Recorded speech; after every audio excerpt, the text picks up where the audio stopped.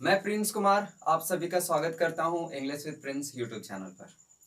Friends, आज हम लोग सेंटेंस के काइंड्स को आगे लेकर चलेंगे। ठीक है, पिछले क्लास में हम लोगों ने देखा सेंटेंस क्या होता है, उसके कितने तरह के काइंड्स होते हैं और इंट्रोगेटिव के काइंड्स पर हमने पिछला क्लास को खत्म किया था।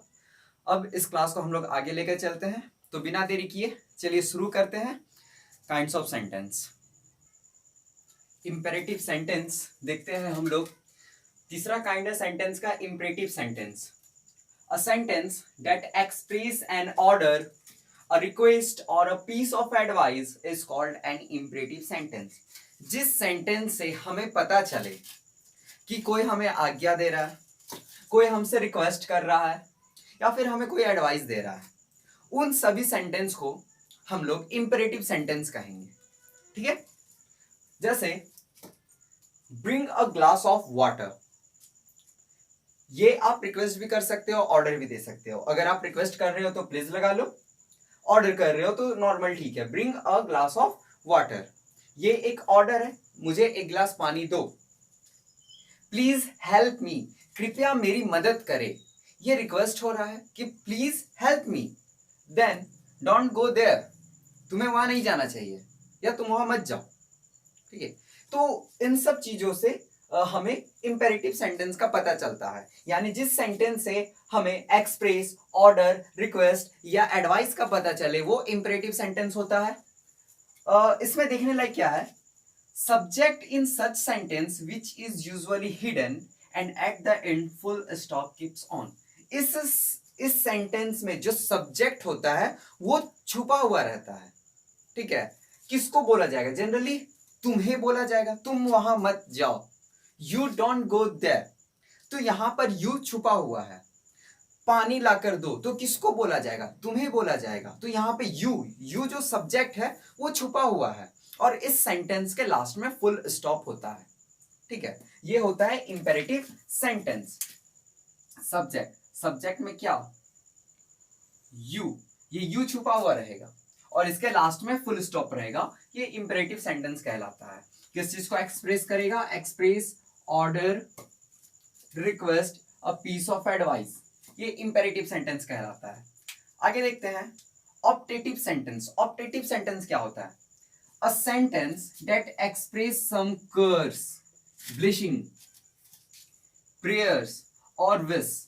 जिस सेंटेंस से कोई कर्स के बारे में पता चले या ब्लेसिंग के बारे में या कोई प्रेयर या फिर कोई विश के बारे में। ठीक है, इच्छा हो सकता है, श्राप हो सकता है, आशीर्वाद हो सकता है। जिस सेंटेंस में ये सब हो वो सेंटेंस आपका ऑप्टेटिव सेंटेंस होता है। ऑप्टेटिव सेंटेंस नोट करने के लिए, optative sentence often start in मैं से स्टार्ट होता है and and with click of exclamation, यानी एक्सक्लामेशन के चिन्ह पर वो खत्म होता है। कभी कभी सेंटेंस में ये जो मे है ये छुपा हुआ रहता है, लेकिन ये मे ना होने के कारण इसके इमोशन पर कोई फर्क नहीं पड़ता। May be hidden in some sentence yet the emotion और द मीनिंग डजंट चेंज। ना इमोशन ना मीनिंग, इस दोनों में कोई बदलाव नहीं आएगा। जैसे आप अगर स्कूल में पढ़ रहे हो और आपको टॉयलेट जाना हो या बाथरूम जाना हो तो आप टीचर से बोलते हो teacher may I go to toilet, तो मे से स्टार्ट हो रहा है। ठीक है, या फिर जब आपके टीचर आपको ब्लेसिंग दे रहे हो तो मे गॉड ब्लेस यू, मेरे भगवान तुम्हें आशीर्वाद दे। तो ये सब आपका ऑप्टेटिव सेंटेंस है। मे गॉड हेल्प यू, मेरे भगवान तुम्हारी मदद करेंगे। अगर इसको हम मे हटा दे तो ये हो जाएगा गॉड हेल्प यू, भगवान तुम्हारी मदद करे। May the king live long, राजा की उम्र लंबी हो, या फिर लॉन्ग लाइफ द किंग, ये उसका भी मतलब वही इमोशन है कि वो राजा की लंबी उम्र की कामना कर रहा है। तो जिस सेंटेंस से हमें इन चार चीज का पता चले वो सेंटेंस आपका ऑप्टेटिव सेंटेंस होता है और इसके लास्ट में भी साइन ऑफ एक्सक्लेमेशन लगा रहता है। ओके, देन आपको ये समझ में आया होगा। Pause the video to note it down. Kind of sentence का ये लास्ट काइंड है exclamatory sentence category 1 last kind exclamatory sentence. Exclamatory sentence क्या होता है? जिस वाक्य से प्रसन्नता, दुख, आश्चर्य, घृणा या हिंसा का भाव हो, ठीक है, यानी जिस सेंटेंस से किसी फीलिंग को, किसी स्ट्रॉन्ग फीलिंग के बारे में बताए, ठीक है, वो सभी सेंटेंस आपका एक्सक्लामेटरी सेंटेंस होता है, ठीक है। Example, how dark the night is, कितना अंधेरी रात है। इससे क्या पता चल रहा है? वो रात को देख रहा है और इच्छा जाहिर कर रहा है कि ये रात कितना अंधेरा है। वेल डन मोहन, बहुत अच्छे मोहन, शाबाश, ठीक है। जब कोई अच्छा काम करता है आप खुश होकर उसे आशीर्वाद देते हो कि वाह तुमने कितना अच्छा काम किया, ठीक है। तो इसके लिए हम लोग वो सब सेंटेंस को हम लोग एक्सक्लामेटरी सेंटेंस कहते हैं। अब ये एक्सक्लामेटरी सेंटेंस है तो ऑब्वियस सी बात है ये एक्सक्लामेशन साइन के साथ होगा, यानी sentence that expresses some sudden और strong feeling of the mind is called exclamatory sentence. How dark the night is, well done Mohan, then what a beautiful sense it is, कितना सुंदर भाव है इसका, वो जो बोल रही है कितना अच्छा बोल रही है। तो ये क्या आप में इच्छा जाहिर हो रहा है, आपके अंदर एक स्ट्रॉन्ग फीलिंग्स आ रही है। तो इन सभी सेंटेंस को हम लोग एक्सक्लामेटरी सेंटेंस कहते हैं। अब हम लोग आगे देखेंगे क्लासिफिकेशन 2 के अफर्मेटिव और नेगेटिव सेंटेंस के बारे में, ठीक है। Then pause the video to note it down. Sentence का सेकंड क्लासिफिकेशन का 2 काइंड हम लोग देखे थे, affirmative sentence and negative sentence. Affirmative sentence normally जो आपका कथन है, जो आप कह रहे हैं, नॉर्मली जो आप कह रहे हैं वो सभी सेंटेंस अफर्मेटिव सेंटेंस होता है। आप कह सकते हैं कि ये सकारात्मक वाक्य है और ये नकारात्मक वाक्य है, ठीक है। सकारात्मक वाक्य जो ट्रुथ को बताता है, जो सच्चाई को बताता है, जो आप कह रहे बस उसी को कह रहा है, वो affirmative sentence. An affirmative sentence is simply a sentence which affirms. It makes its sentence in positive term. It makes statements in positive term. ये statement को positive term में कहता है, इसलिए हम इसको सकारात्मक वाक्य भी कहते हैं, ठीक है। अफर्मेटिव सेंटेंस यानी सकारात्मक वाक्य, जो आप कह रहे हैं उस चीज को एज इट इज कह देना और वो सकारात्मक सही होगा, पॉजिटिव वे में होगा। जैसे ही इज अ बॉय, वह एक लड़का है।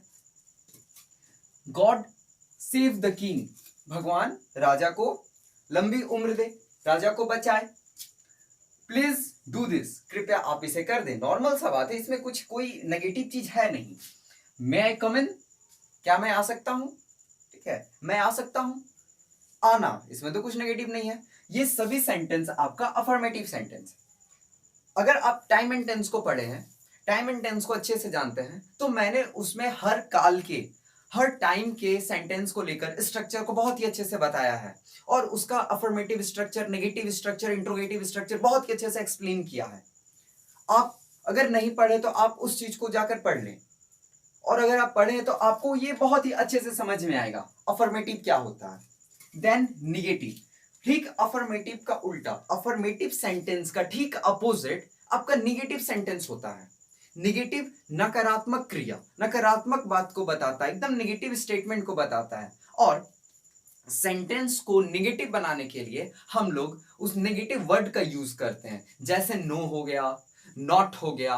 और ये जो होता है ये आपका ऑक्सिलरी वर्ब या हेल्पिंग वर्ब के बाद ही होता है।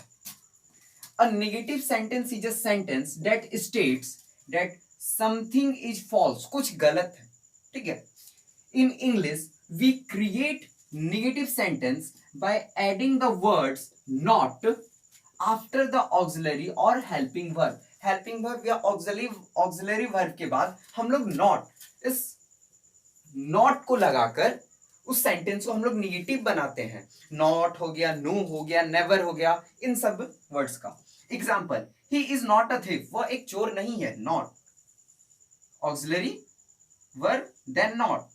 डोंट गो देयर, तुम वहां मत जाओ, डोंट, डोंट मतलब क्या, डू नॉट, तो यहां पे भी आपको नॉट आ रहा है। प्लीज डू नॉट किल मी, कृपया तुम मुझे मत मारो, यहां पे भी नॉट है। ये सब नॉट मतलब negative sentence. I never tell a lie, मैं कभी झूठ नहीं बोलता। नेवर, ये भी आपको नेगेटिव सेंटेंस के बारे में बताता है। तो हम लोगों ने सेंटेंस के सेंटेंस समझा, सेंटेंस के दोनों काइंड को समझा, दोनों क्लासिफिकेशन को समझा, एग्जांपल्स को देखा, और हमने डेफिनेशंस को समझा, और फिर नोट में मैंने आपको बताया किस सेंटेंस को कैसे पहचान सकते हैं। आई होप कि आपको ये पूरा सेंटेंस समझ में आया होगा। सेंटेंस का यूजेस कैसे होता है? सेंटेंस का यूजेस आपको मिलेगा अफर्मेटिव को नेगेटिव में कन्वर्ट करने, अफर्मेटिव को इंट्रोगेटिव में कन्वर्ट करने, निगेटिव को इंट्रोगेटिव में कन्वर्ट करने। आपको पहचानने मिलेगा कौन सा एक्सक्लेमेटरी सेंटेंस है, कौन सा क्वेश्चन टैग है। ठीक है, हमने इंट्रोडक्शन में आपको टैग क्वेश्चन के बारे में बताया था, तो आपको टैग क्वेश्चन पहचानने मिलेगा। ये दोनों के लिए, एकेडमिक और कंपटीशन दोनों के लिए ये काम करता है।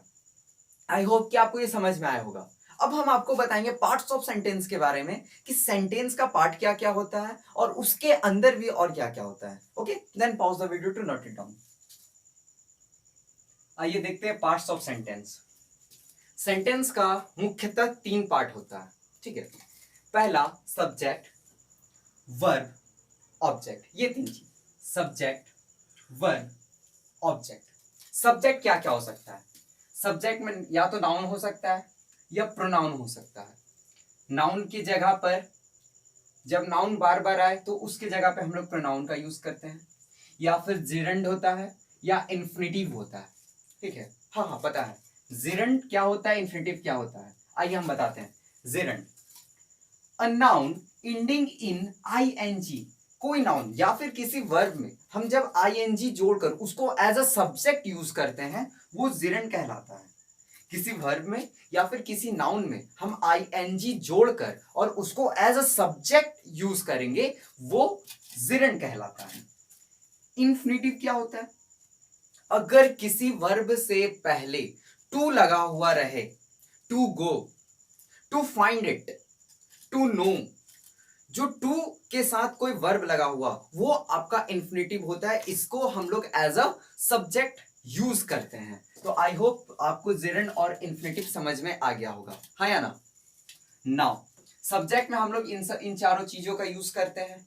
अगर हम बात करते हैं वर्ब का, तो वर्ब में क्या हो सकता है? वर्ब में मेन वर्ब हो सकता है, या फिर कोई हेल्पिंग वर्ब हो सकता है, या कोई मॉडल हेल्पिंग वर्ब हो सकता है, या फिर ट्रांजिटिव और इंट्रांजिटिव वर्ब।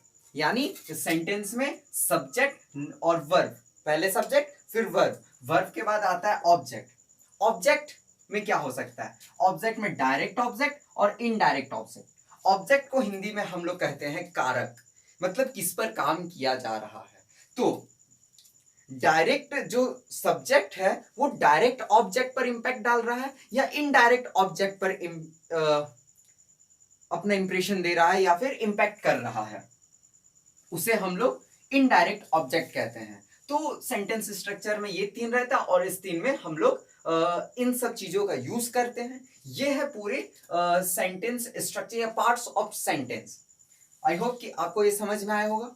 हम लोगों ने सेंटेंस पढ़ा और सेंटेंस को जाना और सीखा सेंटेंस क्या होता है। Thanks for watching and God bless you all.